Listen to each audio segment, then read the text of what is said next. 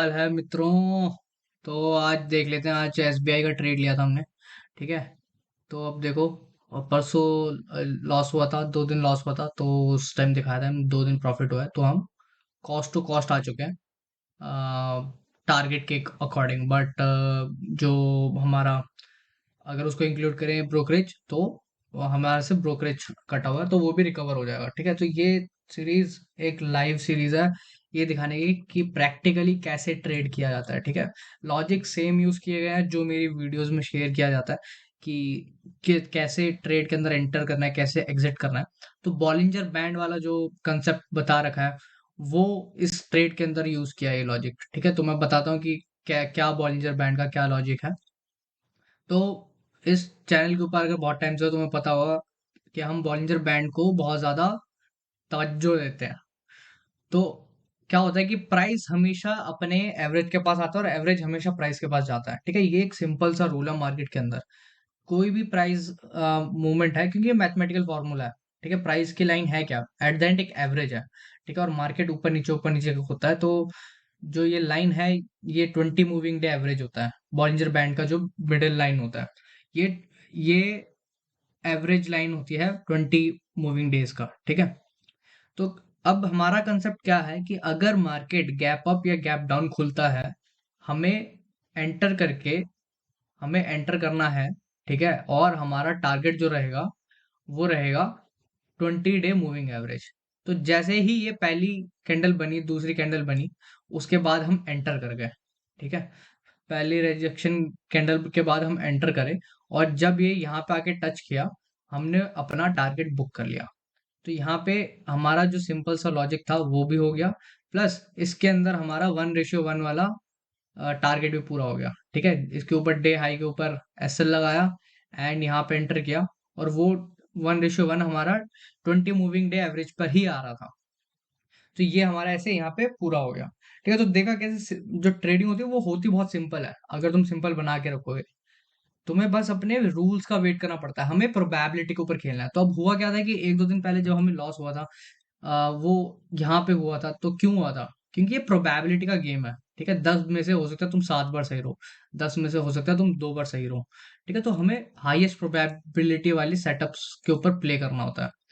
तो this is one of the highest probability setup कि Bollinger band के अंदर अगर आप ट्रेड कर रहे हो, तो जो ट्रेडिंग में कहते हैं कि अपना एज ढूंढो, तो इसी को ही कहते हैं एज।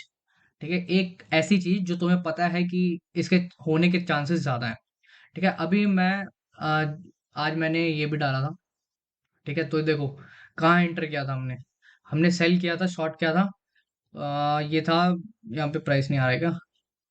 ओके, इसमें प्राइस नहीं आया, तो 531 के आसपास यहाँ पे हुआ था। 531 समथिंग पे यहाँ पे हमने ऑर्डर एग्जीक्यूट किया था, एंड 528 पे यहाँ पे एग्जिट मार दिया था हमने।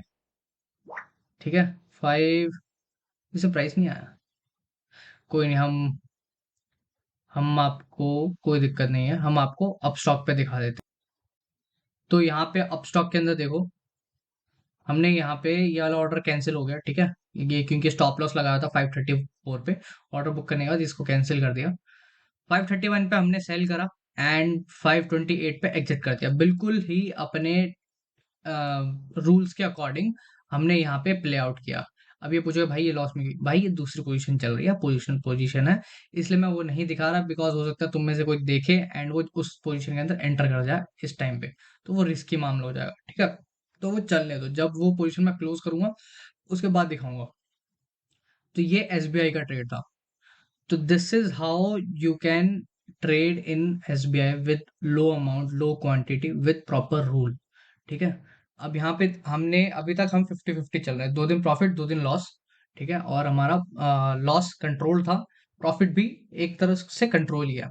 तो धीरे धीरे, इफ यू प्रैक्टिस, सिर्फ एक स्टॉक के ऊपर रोज नए स्टॉक ढूंढने की कोशिश मत करो, एक स्टॉक के ऊपर टिके रहो, एंड जितना लंबा टिकोगे एक स्टॉक के ऊपर, बेस्ट, तुम्हें पकड़ आ जाएगी मार्केट के अंदर। जब तुम अपने सेटअप के ऊपर करने लग जाओगे, तुम फिर क्वांटिटी बढ़ा सकते हो। तो अभी मैं लाइव दिखा रहा हूँ कि कैसे किया जा रहा है।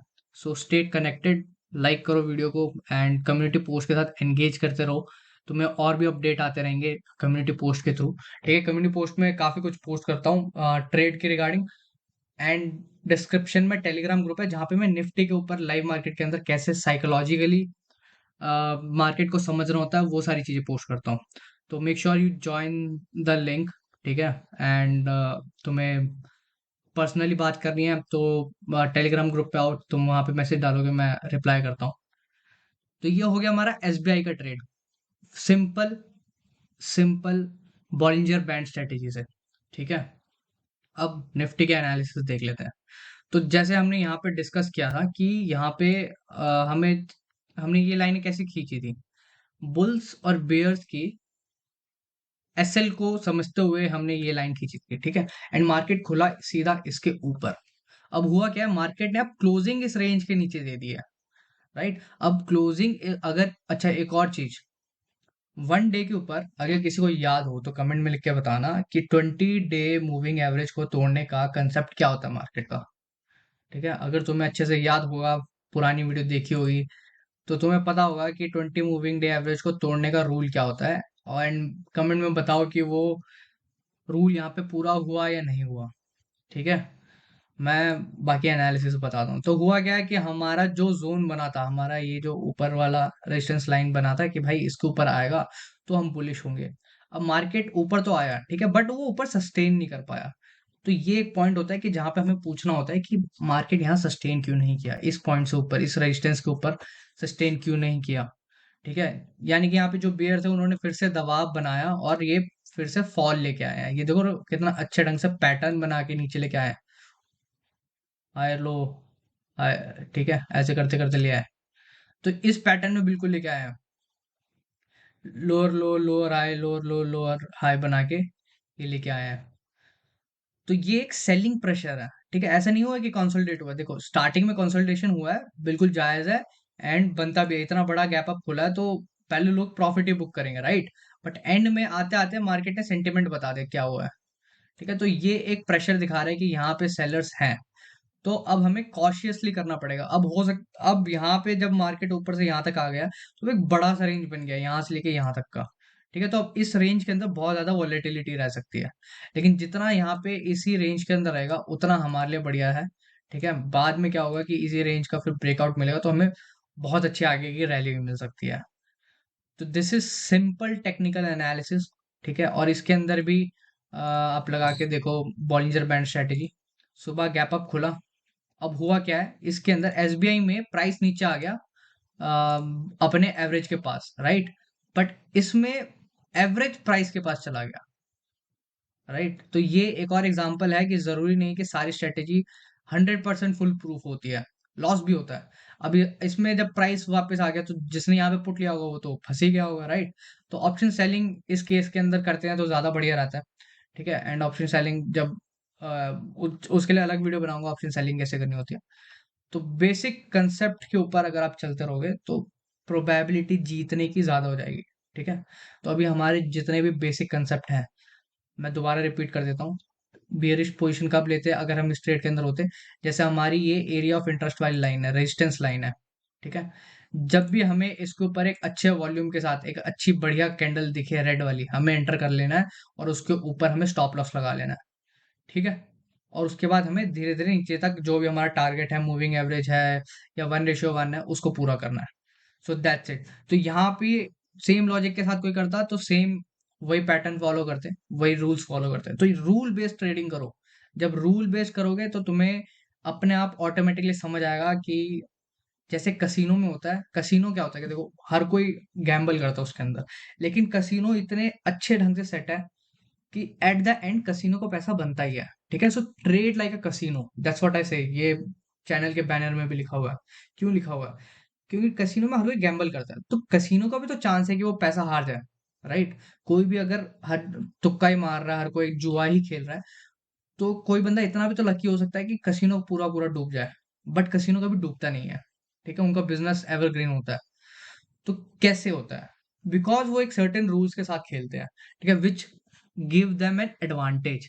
तो इस एडवांटेज के वजह से वो हमेशा जीतते हैं। सो ट्रेड लाइक अ कसिनो, अपना एक ऐसा सिस्टम बनाओ जिसमें एट द एंड तुम पैसा बना के जाओ।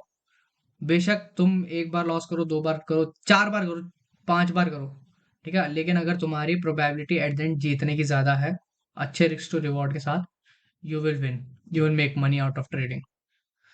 सो that's it for now. And नई सीरीज शुरू करेंगे, लाइक कर दो वीडियो को, सब्सक्राइब भी करो भाई, बहुत लोग सब्सक्राइब नहीं करते चैनल को। एंड इसके अलावा टेलीग्राम ग्रुप को ज्वाइन करो, वहां पे लाइव क्वेश्चन पूछ सकते हो लाइव मार्केट के अंदर। If you need any help assistance regarding trading, I am happy to help. And Twitter पे भी कनेक्ट कर सकते हो, जहाँ मन करे, इतने सारे सोशल मीडिया कहीं भी मैसेज करो, I am open to help. So that's it for now. Trade like casino.